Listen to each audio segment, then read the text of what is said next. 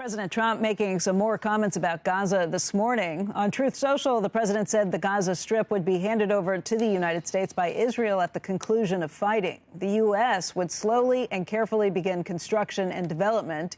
He also said that no soldiers would be needed. Joining us right now to discuss this is Council on Foreign Relations President Emeritus Richard Haass. He's a senior counselor with Centerview Partners. And Richard, the condemnation from some of the Mideast powers has been pretty fast and furious. The Wall Street Journal leads with this today, just talking about Saudi Arabia and Jordan saying, forget it. They will have no relations with Israel as long as the idea of removing Palestinians exists out there. This is certainly walking back to some extent what the president said earlier in the week. It shocked some people, including it looked like his chief of staff, Susie Wiles, who was standing behind him watching through all of this. What's the reaction been, and where do you think we wind up a week or two from now? The reaction is predictably negative. This doesn't resolve the Palestinian problem. It actually makes it worse. That's one of the rules of the Middle East, Becky. Bad situations can always get worse. This is not what the Saudis want to see. Rather than enabling them to normalize with Israel, it makes it more difficult. Jordan could become extraordinarily vulnerable, even destabilized as a result of this. So I don't think this goes forward. I think the real danger is whether a couple of things, whether it gets in the way of the implementation of the ongoing hostage prisoner exchanges between Hamas and Israel, whether this encourages the right wing in Israel to think that the future should be one of which Palestinians are transferred, not simply out of Gaza, but conceivably out of the West Bank, which is another 3 million individuals. So I think if we're lucky, this blows over and that we essentially go back to the difficult, slow work of Middle Eastern diplomacy, see whether we can get to phase 2 of the hostage agreement, resume talks between Israel and Saudi Arabia. And the real question is whether this administration, and there's no signs of it yet, is prepared to talk honestly to Israel and say, hey, you still need a serious day-after plan for Gaza.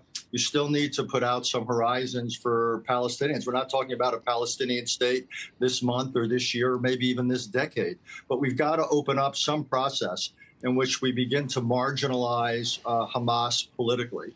And we show the Palestinians, if, it's a big if, they're willing to live in peace with Israel, there's something in it for them at the end of the day. But at the moment, I'll be honest with you, and you got at it a little bit, the lack of a process here, the lack of careful consideration of the options, the history, what this could set in motion, that is not a good sign. You know, there had been many people who thought when President Trump was elected that maybe he could negotiate some sort of a truce, some sort of a peace between these groups, particularly given his relationships not only with Israel but also Saudi Arabia.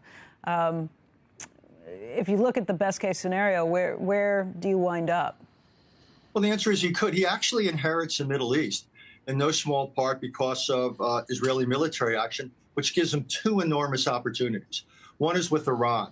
Iran has been on its heels, and there's real opportunity, and the president talked about this, about negotiating what he called a verifiable peace agreement with Iran to deal with its nuclear program. I think that's one real opportunity for the administration, not to use force unless it's essential.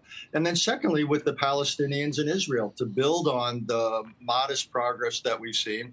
But again, that means reining in Israeli settler activity, and it means he can have an honest conversation with Bibi Netanyahu about the future. Who better than Donald Trump? If it were Joe Biden, Bibi Netanyahu, as we saw, could do an end run around the administration. Donald Trump is the administration. There's no end run anymore available to the Israeli government.